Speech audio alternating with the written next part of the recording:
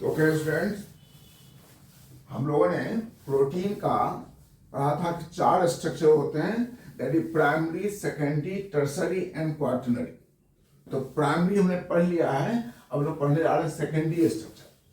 तो कहता है क्या कि लॉन्ग पॉलीपेप्टाइड चेन जो होते हैं, लॉन्ग पॉलीपेप्टाइड चेन, उसमें साइज ऑफ अल्काइल ग्रुप अगर बड़ा है, साइज ऑफ अल्काइल ग्रुप का अगर बड़ा साइज है, तो CO ग्रुप जो है, एक अल्फा एमिनो एसिड का CO ग्रुप इसी चेन के चौथे अल्फा एमिनो एसिड के NH के साथ इंट्रामोलेकुलर हाइड्रोजन बना लेता है। यहां से यहां तक में कितने अल्फा एमिनो एसिड होंगे? 4, माने 3.6।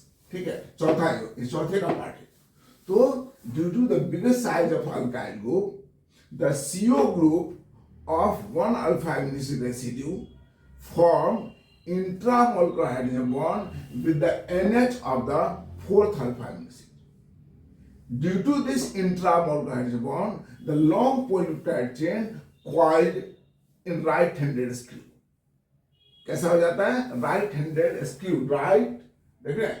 फिर ऐसे किया, फिर ऐसे हुआ, फिर ऐसे हुआ, हर बार राइट ही रहा, राइट हैंड स्क्रू में वो मुड़ जाता है। इस स्ट्रक्चर को बोलते हैं अल्फा हेलिक्स स्ट्रक्चर। इस अल्फा हेलिक्स स्ट्रक्चर में क्या क्या हो रहा है कि यह जो CO ग्रुप है, किसका है? एक अल्फा एमिनो एसिड का है। बहुत सारे अल्फा एमिनो एसिड होंगे इसमें ना। तो CO group of the one alpha amino acid make intramolecular hydrogen bond with the NH group of the fourth alpha amino acid. इसीलिए यहां से यहां तक का कितने अल्फा एमिनो एसिड होंगे? 3.6। यानी कि कंप्लीट 4 नहीं बोल रहा हूं, पहला और चौथे का थर्ड एटम या फोर्थ एटम बोल सकते हो, जो भी है। और यहां से यहां तक में टोटल एटम कितने होंगे? 13। इसलिए इस अल्फा हेलिक्स का नाम दिया गया 3.6 हेलिक्स। और ये जो है, ये और इस पॉइंट को क्या बोलते हैं? पिच। जैसे नहीं होता है वेवलेंथ में एक कंटिन्यूअस 2 पिच, ऐसे ऐसे ऐसे चलता है, तो कंटिन्यूअस 2 ट्रफ, या और क्या होता है? ट्रफ और क्या होता है? एक होता है ट्रफ होता है, दूसरा क्या होता है? पिक। दोनों के कंटिन्यूअस, 2 कंटिन्यू होना चाहिए, उनके बीच को डिस्टेंस को क्या बोलते हैं? वेवलेंथ। उसी तरह 2 कंटिन्यूअस पिच को क्या बोलेंगे? ऐसे 2 कंटिन्यूअस क्या बोलते हैं? इसका हेलिक्स को क्या बोलेंगे? पिच। तो यहां से यहां तक के डिस्टेंस को बोलते हैं पिच लेंथ। वो कितना होता है? 54 पिकोमीटर। तो यहाँ 2-3 क्वेश्चन बने कि अल्फा हेलिक्स में कौन सा हाइड्रोजन बॉन्ड होगा? इंट्रामोलेकुलर हाइड्रोजन बॉन्ड होगा। कहां पर होगा? That is CO of one alpha amino acid residue with the NH of the fourth alpha amino acid. इसलिए in one ring there will be 13 atom and 3.6 alpha amino acid, and the distance between the two successive बोलिए इसको क्या बोले?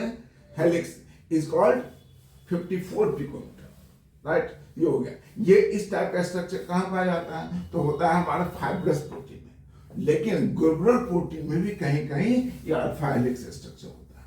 ठीक है, जैसे कि बताया आपको मायोसिन में, केराटिन में, ये सब अल्फा हेलिक्स स्ट्रक्चर होगा। ठीक है, कोई डाउट्स में? तो हमने इसको लैंग्वेज में लिखा है। अल्फा हेलिक्स स्ट्रक्चर का डिस्कवरी किसने किया? लेनिस पॉलिंग ने। क्या कहता है? if the size of alkyl group is quite large, then intramolecular hydrogen bonds are formed between the CO of one amino acid residue with the NH of the fourth amino acid residue in the chain. Due to this polypeptide chain, इसके कारण polypeptide chain coil up into a spiral structure called right-handed alpha helix structure. Right? This alpha helix, also known as 3.613 helix. क्यों?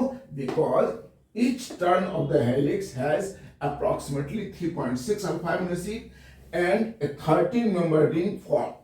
कैसे? By hydrogen bonding.